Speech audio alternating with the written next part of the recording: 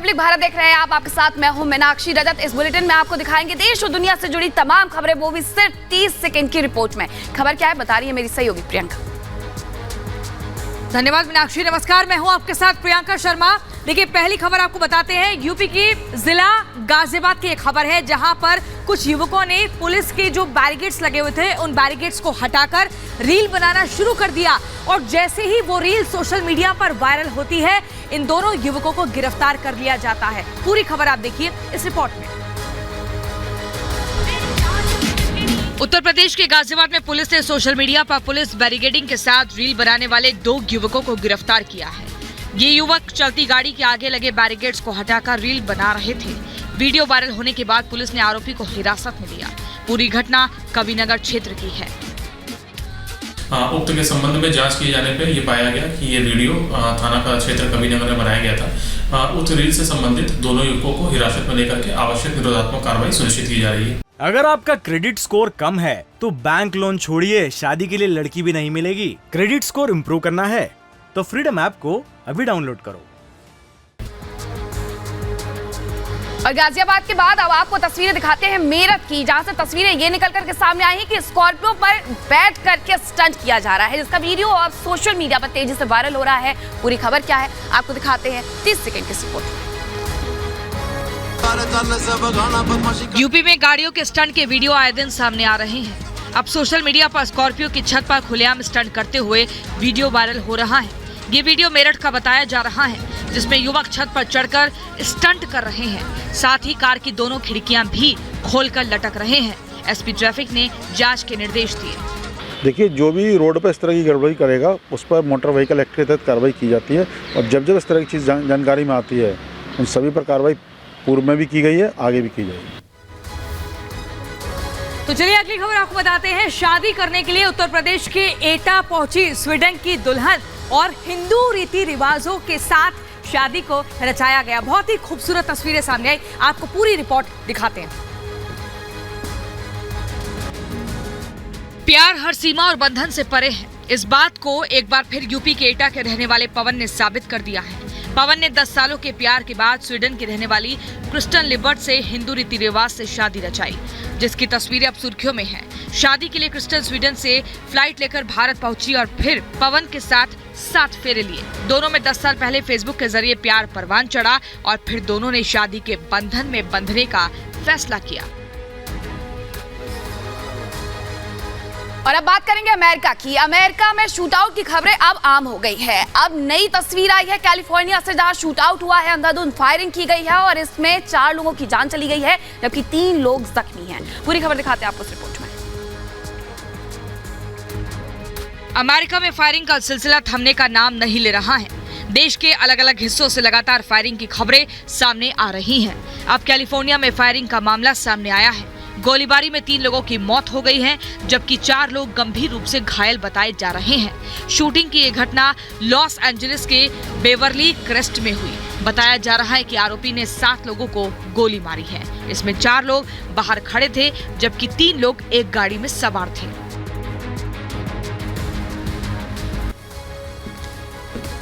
और अब अगली खबर ईरान से आपको बताते हैं, जहां पर भूकंप ने तबाही मचा दी है। 7 लोगों की मौत हो गई है, 440 लोग गंभीर रूप से घायल हो गए हैं और रिक्टर स्केल पर 5.9 तीव्रता मापी गई है। पूरी खबर आप देखिए 30 सेकंड की रिपोर्ट में। ईरान के खोज शहर में शनिवार को आए भूकंप में अब तक 7 लोगों की मौत हो गई है और करीब 440 लोग घायल हो गए हैं। भूकंप की तीव्रता रिक्टर पैमाने पर 5.9 मापी गई। भूकंप के झटके आसपास के कई शहरों में महसूस किए गए। भूकंप की जानकारी मिलने के बाद राहत और बचाव कार्य जारी है। भूकंप से काफी नुकसान होने की सूचना मिल रही है। ईरानी मीडिया के अनुसार मौत का आंकड़ा अभी और बढ़ने की संभावना है। खोज शहर में कई इमारतों के गिरने की खबर है। तो एक तरफ ईरान भूकंप से दहला तो दूसरी तरफ बम विस्फोट से भी दहला। और हालांकि अभी जानकारी ये है कि किसी के भी हताहत होने की कोई खबर नहीं है। पूरी खबर क्या है आपको दिखाते इस रिपोर्ट में। ये तस्वीरें मध्य ईरान के इस्फहान शहर की। जहां एक सैन्य संयंत्र में जोरदार विस्फोट के बाद पूरे शहर में दहशत का माहौल है। ब्लास्ट की तस्वीरें आसपास के लोगों ने अपने मोबाइल कैमरे में कैद की, जिसमें तेज धमाके के साथ भीषण आग की लपटें नजर आ रही हैं। सुरक्षा अधिकारियों के अनुसार अभी तक इस भीषण विस्फोट में किसी के मारे जाने या घायल होने की कोई खबर नहीं है। जहां विस्फोट हुआ है वहां देश की सुरक्षा के लिए गोला बारूद का निर्माण किया जाता है। Bureau report, Republic Bharat. Israel में आतंकी हमले में मारे गए लोगों को श्रद्धांजलि दी गई और ऐसे में कैंडल मार्च निकाला गया। आपको बता दें शनिवार को यह हमला हुआ था जिसमें 7 लोगों की मौत हो गई थी। पूरी खबर आप देखिए 30 सेकंड की रिपोर्ट में। जेरूशलम का ये वही पूजा स्थल है जहां एक दिन पहले आतंकी ने ताबड़तोड़ गोलियां बरसाकर 7 लोगों की जान ले ली थी। मारे गए लोगों की याद में आज घटनास्थल पर एक श्रद्धांजलि सभा का आयोजन किया गया। बड़ी संख्या में यहाँ लोगों ने कैंडल जलाकर मृतकों के प्रति अपना शोक व्यक्त किया। 2008 के बाद से शहर में ये अब तक का सबसे घातक हमला बताया जा रहा है। जेरूशलम के पूर्वी हिस्से में 1967 के बाद से इजराइल का कब्जा है। और अब बात करेंगे नीदरलैंड की, जहां जलवायु कार्यकर्ताओं ने प्रदर्शन किया। 100 से ज्यादा कार्यकर्ताओं ने प्रदर्शन किया, लेकिन ये प्रदर्शन क्यों हुआ आपको दिखाते हैं ये पूरी खबर इस रिपोर्ट में। सड़क पर जाम लगाते, प्रदर्शन और नारेबाजी करते लोगों की ये तस्वीरें नीदरलैंड्स के हेग शहर की है, जहां पर्यावरण को बचाने के लिए हजारों की संख्या में जलवायु कार्यकर्ता सरकार के विरोध में सड़क पर बैठे हैं। हाथों में पोस्टर, बैनर और झंडे लेकर इन प्रदर्शनकारियों ने सरकारी इमारत का घेराव करने की कोशिश की तो उन्हें पुलिस ने वहीं रोक दिया। इस दौरान कई कार्यकर्ता पुलिस से उलझ गए। 100 से ज्यादा प्रदर्शनकारियों को सुरक्षा बलों ने उपद्रव करने के आरोप में गिरफ्तार किया है। Bureau report, Republic Bharat. और अब अगली खबर आपको बताते हैं अरवल से, जहां पर एसपी मोहम्मद कासिम खान ने अपने सिपाही से जूते के फीते बंधवाए और ये सब कुछ एक मोबाइल के कैमरे में कैद हो रहा था। ये वीडियो सोशल मीडिया पर वायरल हो जाती है। उसके बाद क्या होता है 30 सेकंड की रिपोर्ट में दिखा। वीआईपी कल्चर खत्म करने के लिए पीएम मोदी ने सिस्टम में कई बदलाव किए। अधिकारियों को भी सादगी से रहने की सलाह दी, लेकिन कुछ अधिकारी अभी भी उस पुरानी मानसिकता से बाहर नहीं आ पा रहे। तस्वीरें बिहार के जहानाबाद की हैं, जहां गणतंत्र दिवस के मौके पर अरवल के एसपी मोहम्मद कासिम सैकड़ों लोगों की मौजूदगी में अपने जूनियर सिपाही से फीते बंधवाकर जूते पहनते नजर आ रहे हैं। 15 सेकंड का ये वीडियो सोशल मीडिया पर खूब वायरल हो रहा है। लोग इसे वर्दी का अपमान बता रहे हैं। Bureau report, Republic Bharat. और प्रधानमंत्री नरेंद्र मोदी ने एनसीसी कैडेट के वो जवान थे उन्हें संबोधित करते हुए यहाँ पर उन लोगों को कड़ी चेतावनी दी है, कड़ा संदेश दिया है जो देश को बांटने की कोशिश करते हैं। प्रधानमंत्री ने इस दौरान क्या कुछ कहा आपको सुनवाते हैं इस रिपोर्ट में। हिंदुस्तान को तोड़ने की साजिश करने वालों को पीएम मोदी ने 2 टूक शब्दों में संदेश दिया है। प्रधानमंत्री मोदी ने कहा कि देश को किसी न किसी बहाने से तोड़ने की कोशिश की जा रही है। भांति भांति की बातें निकालकर मां भारती की संतानों के बीच दरार डालने के प्रयास हो रहे हैं। देश को तोड़ने के कई बहाने ढूंढे जाते हैं। लाख कोशिशें हो जाए, मां के दूध में कभी दरार नहीं हो सकती। करियप्पा मैदान में प्रधानमंत्री नरेंद्र मोदी ने राष्ट्रीय कैडेट कोर की रैली को संबोधित करते हुए एकता का मंत्र दिया और कहा कि एकता ही सबसे बड़ा सामर्थ्य है। पूरी खबर आप देखिए 30 सेकंड की रिपोर्ट में। पीएम मोदी ने साफ कह दिया है कि देश तोड़ने की कोशिशें कामयाब नहीं होने दी जाएगी। साजिश रचने वाले लोगों को साफ संदेश देते हुए उन्होंने कहा कि मां के दूध में कभी दरार नहीं हो सकती। मोदी ने ये ललकार दिल्ली के करियप्पा परेड ग्राउंड से लगाई, जहां वो देश के भविष्य यानी कि युवाओं को संबोधित कर रहे थे। एकता का मंत्र ये संकल्प भी है, भारत का सामर्थ्य भी है। और मुगलों की निशानी अब इतिहास की बात हो गई। दरअसल राष्ट्रपति भवन में बना हुआ मुगल गार्डन अब अमृत गार्डन के नाम से जाना जाएगा। आजादी का अमृत महोत्सव चल रहा है और ऐसे में अब इसका नाम अमृत गार्डन होगा और आज राष्ट्रपति द्रौपदी मुर्मू इसका उद्घाटन भी करने वाली है। आपको दिखाती है पूरी खबर इस रिपोर्ट में। राष्ट्रपति भवन स्थित मुगल गार्डन का नाम बदल गया है। अपनी खूबसूरती के लिए ये देश ही नहीं दुनिया भर के लोगों के बीच मशहूर है। राष्ट्रपति द्रौपदी मुर्मू ने मुगल गार्डन का नाम बदलकर अमृत उद्यान करने का फैसला किया है। इन उद्यानों में herbal garden, bonsai garden, centre lawn, long garden और सर्कुलर गार्डन शामिल है, जो अब अमृत उद्यान के नाम से जाने जाएंगे। आज राष्ट्रपति इसका उद्घाटन करेंगी। आम लोगों के लिए इसे 31 जनवरी से खोला जाएगा। तो आज राष्ट्रपति द्रौपदी मुर्मू अमृत उद्यान का उद्घाटन करेंगी और ऐसे में बीजेपी की तरफ से कहा जा रहा है कि जो लगातार वो निशान गुलामी के बने हुए थे उसको मिटाने की ओर अग्रसर है मोदी सरकार और बीजेपी इस फैसले की लगातार तारीफ भी कर रही है। पूरी खबर आप देखिए 30 सेकंड की रिपोर्ट में। राष्ट्रपति भवन के अंदर बने गार्डन को ब्रिटिश काल ने मुगल गार्डन नाम दिया था। अब ये अमृत उद्यान के नाम से जाना जाएगा। आजादी के अमृत काल में ये फैसला लिया गया है। केंद्रीय मंत्रियों और भाजपा नेताओं ने इस फैसले को नए भारत की दिशा में एक कदम बताते हुए राष्ट्रपति द्रौपदी मुर्मू का धन्यवाद दिया है। गुलामी की बेड़ियां हैं, मानसिकता है, उनको तोड़कर एक आजाद भारत की याद तरोताजा की जाए। चीज को मद्देनजर रखते हुए जो उद्यान है उसका नाम अमृत उद्यान किया गया है। तो गुलामी की बेड़ियां तोड़ करके आजादी का एक नया भारत बनाया जाए, ये भारतीय जनता पार्टी कह रही है। लेकिन मुगल गार्डन का नाम बदलने को लेकर के राजनीति भी चरम पर हो गई है। कांग्रेस की तरफ से क्या कुछ कहा है ये भी आपको सुनवाते इस रिपोर्ट में।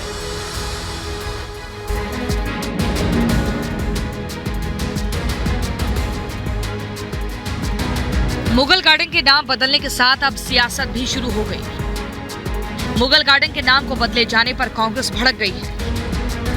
कांग्रेस नेता राशिद अल्वी ने पूछा है कि केंद्र सरकार आखिर क्यों मुगल गार्डन का नाम बदल रही है। राशिद अल्वी ने नाम बदलने को सरकार की आदत बताया है। Bureau report, Republic Bharat. तो दूसरे दलों के नेताओं ने भी इस फैसले पर अपना विरोध व्यक्त किया है। अब आरजेडी नेता मनोज झा की तरफ से कहा गया है कि बीजेपी लगातार जो है इस तरह से नाम बदल रही है, इसी को लेकर एक नए मंत्रालय का भी गठन कर लेना चाहिए। आखिर क्यों कहा मनोज झा ने ऐसा, इस रिपोर्ट में आप देखिए।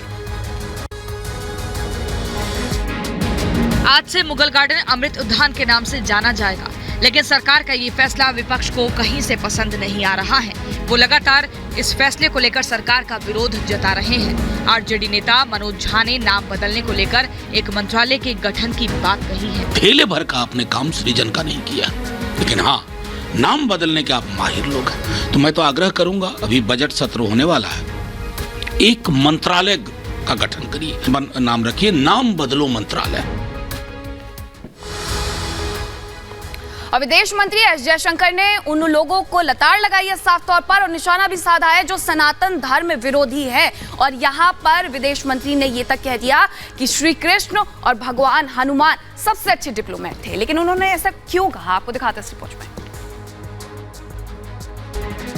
देश में सनातन को लेकर छिड़े धर्मयुद्ध के बीच विदेश मंत्री एस जयशंकर ने बड़ा संदेश दिया है। जयशंकर का ये संदेश देश में बैठे सनातन विरोधियों को और पश्चिमी मीडिया को भी है, जो लगातार हिंदुस्तान की महान परंपरा, संस्कृति और प्रतिमानों को कोसने का काम करती है। यानी जो लोग हमेशा पश्चिमी देशों का गुणगान करते रहते हैं और जो पश्चिमी मीडिया मोदी सरकार को हिंदू राष्ट्रवादी बताने से लेकर भारत की छवि खराब करने की कोशिश करती है, जयशंकर ने उसे जमकर लताड़ लगाई। तो चीन को लेकर भी विदेश मंत्री एस जयशंकर ने एक बड़ा बयान दिया है और अपने बयान के जरिए विरोधियों को, विपक्षियों को आईना दिखाने का काम किया है। आखिर क्या बयान दिया गया है विदेश मंत्री एस जयशंकर की तरफ से, आप देखिए इस रिपोर्ट में।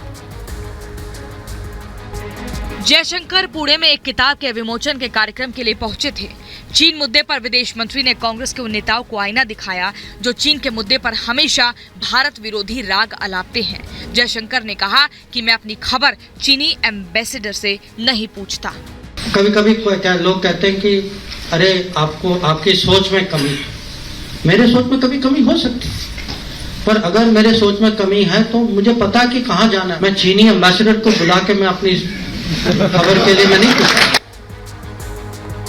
और प्रधानमंत्री नरेंद्र मोदी सुबह 11 बजे मन की बात कार्यक्रम को संबोधित करने वाले हैं और ये इस साल का पहला एपिसोड होगा और साथ ही 97वां एपिसोड होगा जब से ये मन की बात शुरू हो गया है। और इसमें क्या कुछ खास रहने वाला है आपको दिखाते हैं।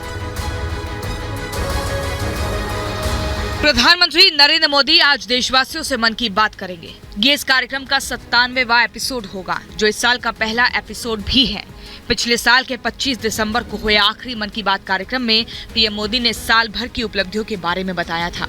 इस संस्करण में पीएम मोदी न्यू इंडिया की प्रगति की कहानी, देश के विकास को लेकर नए साल में लोगों की उम्मीदों और आशाओं पर बात करेंगे। कार्यक्रम का सीधा प्रसारण सुबह 11 बजे से किया जाएगा। आज हरियाणा के दौरे पर जाएंगे केंद्रीय गृह मंत्री अमित शाह और ऐसे में गोहाना की सब्जी मंडी में एक बड़ी जनसभा को संबोधित भी करेंगे। आखिरी दौरा किन मायनों में खास है आपको दिखाते हैं 30 सेकंड की रिपोर्ट में। आज गोहाना की सब्जी मंडी में जन उत्थान रैली के साथ ही केंद्रीय गृह मंत्री अमित शाह भाजपा के लिए 2024 के चुनाव का आगाज करेंगे। अमित शाह दोपहर करीब 1 बजे सीधे गोहाना में रैली स्थल पर पहुंचेंगे और रैली के बाद वहीं पर कार्यकर्ताओं की बैठक लेंगे। गृह मंत्री की रैली के जरिए भाजपा हरियाणा में चुनावों का शंखनाद कर रही है। शाह की रैली राज्य में कार्यकर्ताओं में जोश भरने का काम करेगी। इस जनसभा में लाखों लोगों के जुटने की उम्मीद है। गणतंत्र दिवस समारोह अभी खत्म नहीं हुआ है। दरअसल बीटिंग द रिट्रीट सेरेमनी के साथ ये खत्म होता है और ऐसे में बीटिंग द रिट्रीट सेरेमनी जो है उसका आयोजन आज होने वाला है और दिल्ली पुलिस ने इसको लेकर के एडवाइजरी जारी की है कि आपको आज कौन कौन से ऐसे रूट हैं जिन्हें बच करके निकलना है। तो देखिए इस रिपोर्ट में। आज शाम बीटिंग द रिट्रीट सेरेमनी के साथ ही गणतंत्र दिवस पर होने वाले कार्यक्रमों का समापन हो जाएगा। इस खास मौके पर तीनों सेनाएं राष्ट्रपति के सामने शास्त्रीय धुन बजाएंगी। हर साल 29 जनवरी को विजय चौक पर ये समारोह होता है। इस सेरेमनी को सेना की वापसी का प्रतीक माना जाता है। इसमें तीनों सेना राष्ट्रपति से अपनी बैरकों में लौटने की इजाजत मांगते हैं। आज इस खास मौके पर देश के सबसे बड़े ड्रोन शो का आयोजन किया जाएगा। आयोजन को लेकर कई रूट्स को डाइवर्ट किया गया है।